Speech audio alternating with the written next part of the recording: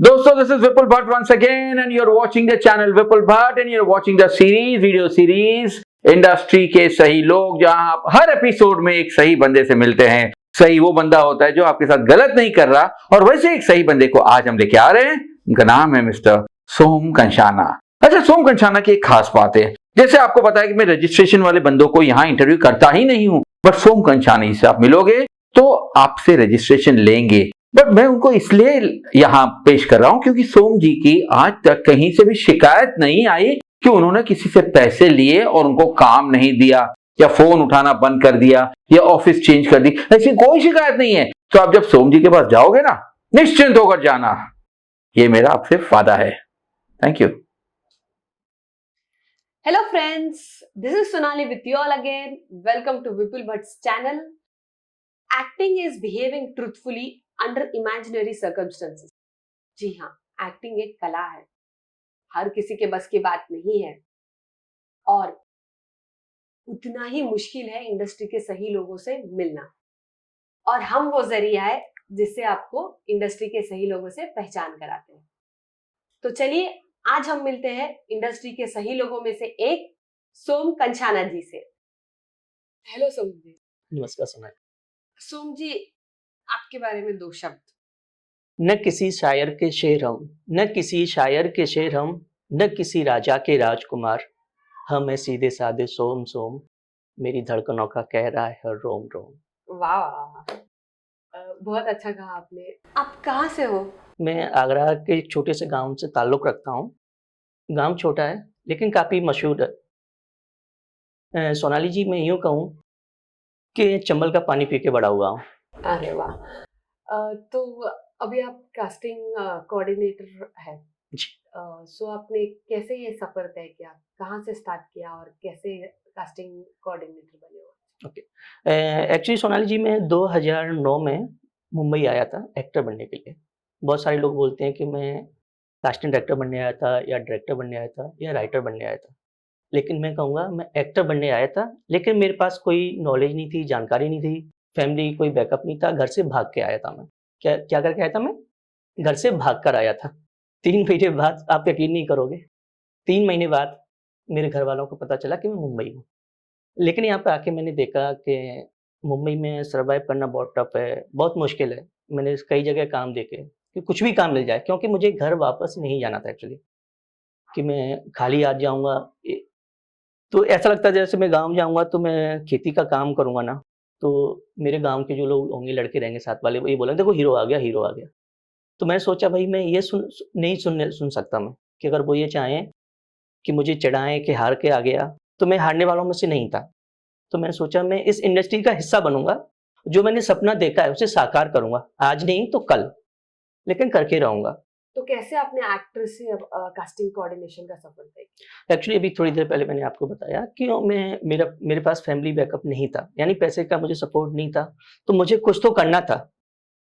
खाली हाथ नहीं जाना है, हार भी नहीं माननी है, तो कुछ तो करना है कि इस इंडस्ट्री का हिस्सा बना रहूँ।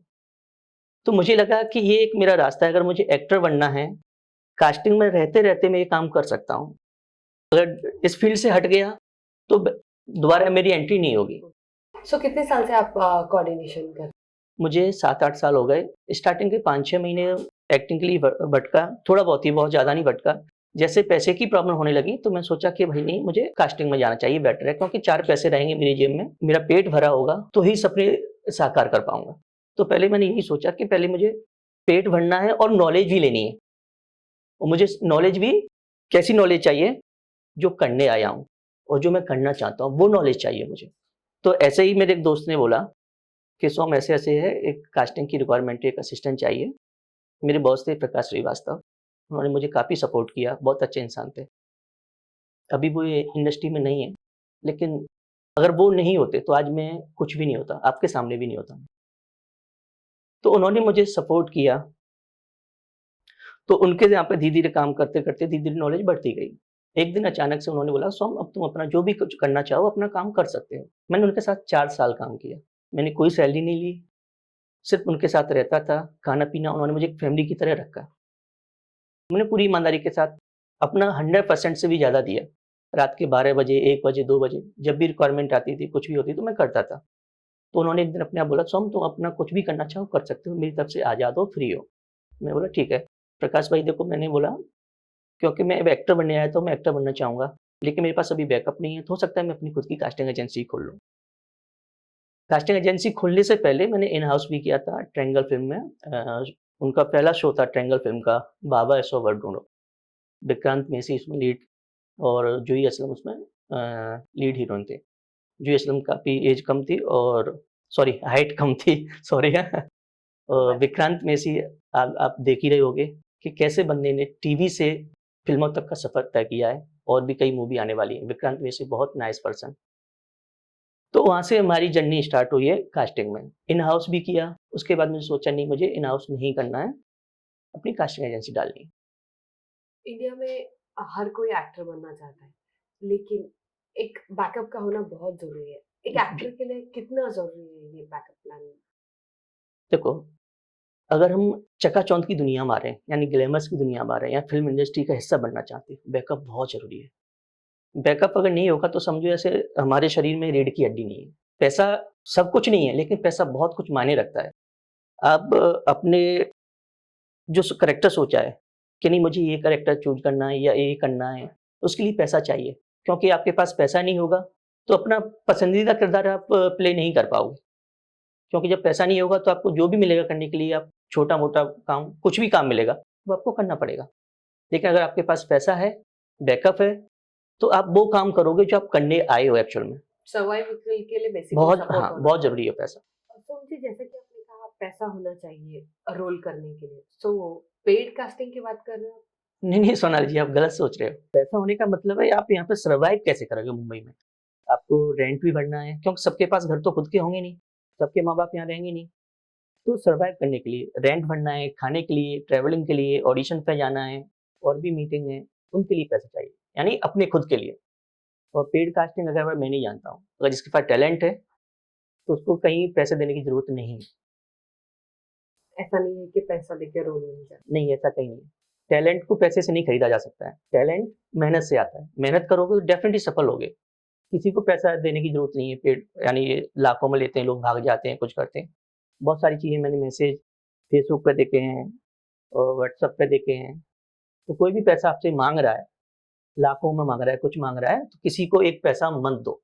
भले ही 2 महीने, 3 महीने, 4 महीने इंतज़ार करो अच्छे लोगों से मिलने के लिए। और हमारा चैनल तो है ही। बिल्कुल है। इससे अच्छा प्लेटफ़ॉर्म न्यूकमर जो आ रहे हैं, उनको अच्छा नहीं मिलेगा। विपुल जी ने बहुत ही अच्छा काम शुरू किया है। मुझे बहुत खुशी हो रही है कि ऐसा भी कोई बंदा सोच सकता है मुंबई जैसे शहर में, क्योंकि यहाँ पे तो लोगों को अपने काम से फुर्सत नहीं है। दूसरे लोगों की हेल्प के लिए, दूसरों की भलाई के लिए, न्यूकमर को गाइड करने के लिए अगर इन्होंने ये काम किया है, तो सच में मैं सलाम करता हूँ विपुल जी को। Thank you. सो अभी आप किसमें स्पेशलाइज़ेशन है आपका? देखो मैं ये बोलूँ कि मैं अ, इसमें बहुत अच्छा हूँ या उसमें बहुत बुरा हूँ, तो मैं ये नहीं बोलूँगा। मैं हर चीज़ में सही में ऑलराउंडर बोलता हूँ अपने आप को और हर चीज़ में करता हूँ, चाहे टीवी हो, चाहे सीरियल हो, चाहे एड हो, चाहे मूवी हो, वेब सीरीज़ हो, जो मिलता है क्योंकि अभी मुझे भी पैसा चाहिए यहाँ पे सर्वाइव करने के लिए। तो बस मैं मेहनत करने में यकीन रखता हूँ और मेहनत मुझे क्या करनी है, क्यों करनी है, आप सब देख रहे हो मुंबई में। क्योंकि जब तक आपके पास घर नहीं हो जाएगा, आप सक्सेस नहीं हो जाओगे, तो आपको हर किसी को मेहनत करनी है। तो अभी मेरे पास जो भी काम आता है, तो मैं, मेरी टीम, एड हो, मूवी हो, सीरियल हो, कुछ भी हो, बस काम करते हैं और सही सही, अच्छा, साफ-सुथरा काम करते हैं। लेकिन आपने बहुत सारा सीरियल्स के लिए कास्टिंग किया हुआ है। तो सीरियल्स के लिए रिक्वायरमेंट क्या बहुत ज़्यादा ड्रामेटिक, नाटकीय होना ज़रूरी है? नहीं, ऐसा कुछ नहीं है। एक्चुअली रिक्वायरमेंट अपने पास क्या आ रही है, उसके अकॉर्डिंग हमें करना है। अगर सपोज़ करो हमें रिक्वायरमेंट है 20 साल की लड़की, तो हमें 20 साल की लड़की के ही ऑप्शन मँगाओ और उसमें मैसेज में क्लियर होना चाहिए। बहुत सारे आपने देखा होगा सोशल मीडिया पे काफ़ी चीज़ें हैं अब तो, सब तरह के मैसेज आते हैं कि हमें 20 से 25 साल का लड़का चाहिए, लीड चाहिए, डस्की चाहिए, फेयर चाहिए, हैंडसम चाहिए, हाइट वगैरह-वगैरह। तो वो लोगों को प्रॉपर पढ़ना चाहिए कि एक्चुअल में क्या है। कई बार तो ऐसा होता है लोग प्रॉपर मैसेज को पढ़ते नहीं हैं और कुछ भी भेज देते हैं। आपको यकीन नहीं होगा सोनाली जी, मैंने एक रिक्वायरमेंट डाली थी कुछ दिनों पहले ही, 10-15 दिन पहले ही। रिक्वायरमेंट थी, मुझे एक हैंडसम मेल चाहिए 30 से 35 साल का। मैंने अपना व्हाट्सएप पे स्टेटस लगाया था, तो किसी फीमेल आर्टिस्ट से, उनका मैं नाम नहीं लेना चाहूँगा, वो अपने वो भेज रही हैं, क्या बोलते हैं, फ़ोटो भेज रही हैं। तो मैंने बोला, मैम एक बार मैसेज तो पूरा पढ़ो आप। आपने पूरा मैसेज नहीं पढ़ा, मेल है, फीमेल है, ऑप्शन भेज दिया है, तो क्या फ़ायदा है? ऐसे आप तो ज़िंदगी भर स्ट्रगल करते रहोगे, कभी सक्सेस नहीं होगे। तो मैं यही बोलना चाहूँगा कि जो भी बंदा है मेहनत कर रहा है, लेकिन सही दिशा में मेहनत करे और मैसेज को ज़रूर फ़ॉलो करे। किसी का भी नियम, कायदे, कानून है तो उनको फ़ॉलो करो। अनुशासन बहुत ज़रूरी है, चाहे वो स्टूडेंट लाइफ़ में हो, चाहे इंडस्ट्री में भी रह के। कुछ लोग बोलते हैं नहीं, इंडस्ट्री में यानी कोई वर्दी नहीं होती, कोई कुछ नहीं होता है। भाई, वर्दी होने से कुछ नहीं होता है। नियम, कायदे, कानून अपने आप खुद पे लागू करो आगे बढ़ने के लिए। बेसिकली डिसिप्लिन बहुत ज़रूरी है। विपुल सर हमेशा कहते रहते हैं कि डिसिप्लिन, डिटर्मिनेशन, डेडिकेशन, फोकस होना बहुत ज़रूरी है। वही आप बोलना यस, चाहते यस, यही मैं बोलना चाहता हूँ। हैं। सो मुझे आपके पास बहुत सारे प्रोफाइल्स आते होंगे, तो आप कैसे शॉर्टलिस्ट करते हो? मेरी जो रिक्वायरमेंट रहती है, रिक्वायरमेंट के अकॉर्डिंग मैं शॉर्टलिस्टेड करता हूँ। अगर मुझे सपोज़ करो मुझे 10 साल का बच्चा चाहिए, तो पहले मैं देखूँगा 10 साल का बच्चा का डेटा मेरे पास क्या-क्या है, और उस रिक्वायरमेंट में वो बंदा फिट है, नहीं फिट है, कितना अच्छा एक्टर है। 4 लाइन्स का बच्चा है जो चाहिए आर्टिस्ट, या एपिसोड लीड चाहिए, या फ़िल्म के लिए लीड चाहिए, तो और क्या बैकग्राउंड है, वो सारी चीज़ें ध्यान में रख के मैं शॉर्टलिस्ट करता हूँ। अगर सपोज़ करो कि 4 लाइन बच्चा बोलने वाला चाहिए, तो मैं ऐसा देखूँगा कि 4 लाइन कौन बंदा बोल सकता है, क्योंकि मुझे अपने प्रोड्यूसर का बजट भी बचाना है, और सही बजट सही आर्टिस्ट को जाना चाहिए। तो उसके प्रोफ़ाइल के अकॉर्डिंग मैं देखता हूँ कि हमारा बजट क्या है, वो रिक्वायरमेंट बंदा सामने वाला फिट है, नहीं फिट है। तो वो सारी बातों का ख़्याल रखना होता है। आइडियली कितने फोटोज अटैच होने चाहिए, और क्या आप ऑडिशन लिंक्स भी मांगते हो, और कितने वर्क लिंक्स भी मांगते हो, कैसे होता है? सोनाली जी, आपने सही क्वेश्चन किया। कभी-कभी मैसेज लिखे होते हैं कि 2 ही फ़ोटो चाहिए, या 3 फ़ोटो चाहिए, या 2 लिंक चाहिए, या मुझे ऑडिशन लिंक चाहिए, और ऑडिशन का वीडियो नहीं चाहिए। तो कभी-कभी लोग बिना पढ़े हुए, अभी भी थोड़ी देर पहले मैंने बोला था कि बिना पढ़े हुए लोग कुछ भी भेज देते हैं। 50-50 फ़ोटो भेज देते हैं, या चाहिए साउथ इंडियन, और वो भेज रहे हैं भोजपुरी वाला ऑडिशन।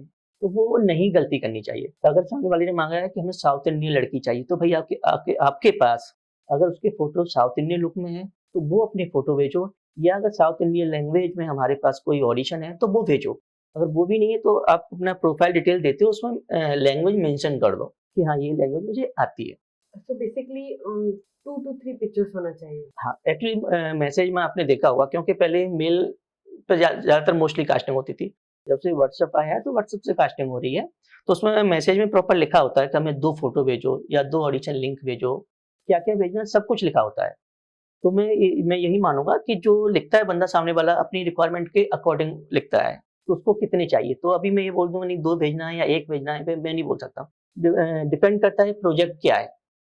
उनको उसके साथ अगर शूट करना है हमें, इंडोर का, आउटडोर का, और क्या ड्रेस है या कॉस्ट्यूम है, कितने कैरेक्टर प्ले करने वाला है, तो उसके अकॉर्डिंग भेजने रहेंगे। क्योंकि अगर मुझे ज़रूरत है ट्रेडिशनल कपड़ों की, तो पोशाक जो भी भेजें, अपने फ़ोटो भेजें या ऑडिशन भेजें, ट्रेडिशनल ही भेजें।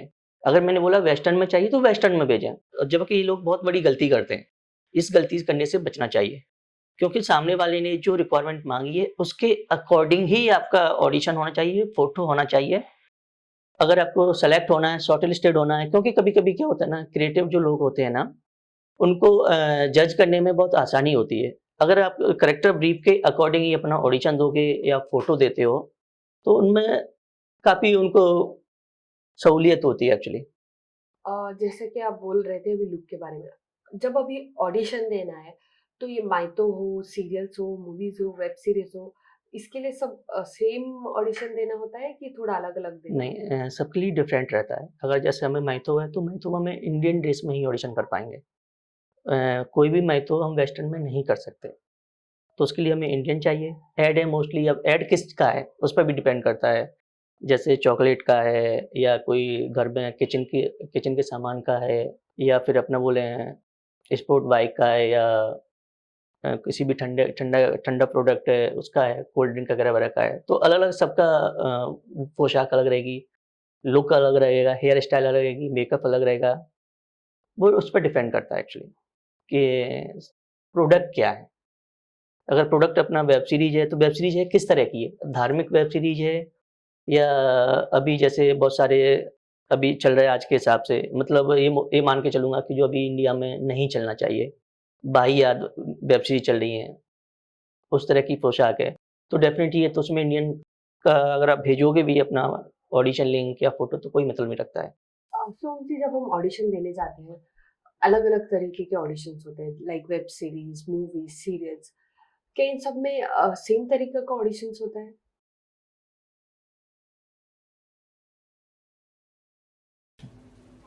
एक्टर बनना चाहते हो और तुम्हें टैलेंट भी है तो क्या चाहिए? जेन्युइन ऑडिशन अपडेट्स और बहुत सारे ऑडिशन अपडेट्स, इंडस्ट्री के सारे कामकाज की जानकारी वो मैं दूंगा। Vipul Bhatt daily audition updates, ping me on my WhatsApp number